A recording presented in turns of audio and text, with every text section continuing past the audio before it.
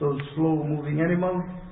They come, they lay their eggs and they leave. They say, you look after yourselves, as if. As for the Muslim, he is responsible for everything, including his wife, his children. That is why Allah subhanahu wa ta'ala said, protect yourselves and your families from the hellfire. And it is not permissible for a woman to say that polygamy does not exist in Islam. And it is not from Islam. Because saying that is kufr. Saying that is disbelief. She is allowed to say though that it is difficult for me to accept it or to deal with it.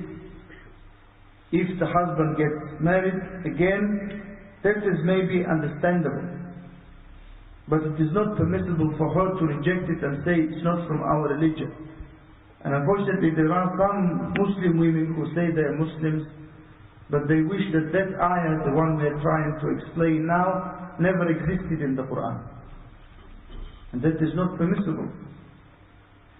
Some of the women who get married or get their husbands practice polygamy, they may have spent 30 or more years with them, but as soon as he marries a second wife, as if those 30 years never existed. She may change, she may even commit some crimes against him, or she may leave her religion. Even she may seek divorce from him and say that only myself, me or no one else. And the Sheikh said, I have a friend who wanted to get married to a second wife, and his wife was not a very young woman, and as you know, beyond the age of 40, the woman changes and her desire, even sexual desire, decreases dramatically. As for the man, then good news, he can go up to 80. So this woman, she said, divorce me then in that case. And the man thought about it. And he said to her, if for you those many years that we spent, something like 30 or 40 years that we spent together, mean nothing, just because I did something that Allah allowed me to do, then this one, I will choose the second one, the new one. So go to your relatives, to your parents' house. And this woman, of course, what has she achieved? She has, you can say, committed a crime against herself, against her children, because they are going to grow up without a father. And the Prophet ﷺ said, any woman who seeks divorce from her husband without a proper reason, then the Jannah becomes impermissible for her. Or like he said, ﷺ. So what has she achieved? And what will she achieve? If she does that, Shaitan will overcome her. He will make her weak. He will maybe make her leave the children even. She may not be able to bring them up properly. And there is another case. When a man who had a wife and they were both not very young people, himself he was about 60, his wife was more than 60, and they only had one child, and the man, he wanted more than one child. And he decided to get married again. And of course, by that point, the woman wasn't sort of looking after herself much, wasn't really interested much in some of the activities. And every time he wanted to have relations, she would rather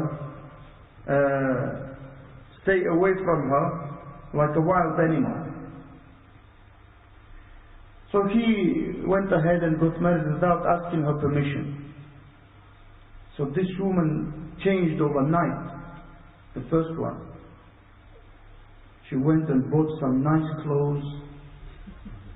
She started using lipstick and things like that. She started buying high heel shoes. She became overnight from a 60-something-year-old woman into a 20-year-old woman. But eventually, she died out of jealousy.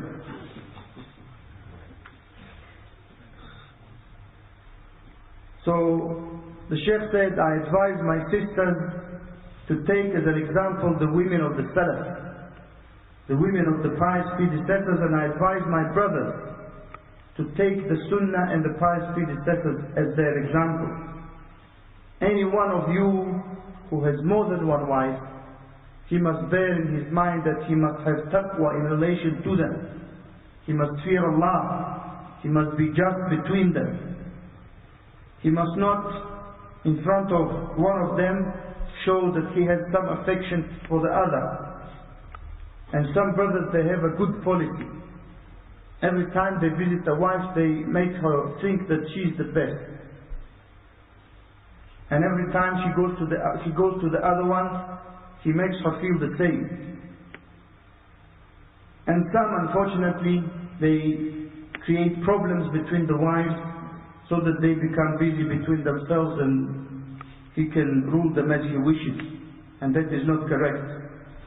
And at the end, the Sheikh said, I ask Allah subhanahu wa ta'ala to guide us to the straight path, to enable us to be just in all of our affairs, and to enable us to revive some of the parts of the Sunnah that have been left or forgotten, and from that is polygamy, and to enable us to implement His Sharia, and to make us far away from things that lead to Allah's anger subhanahu wa ta'ala. And I also ask Him to guide us and keep us upon the straight path, and we all say Ameen, and we are grateful to the Shaykh for the lecture.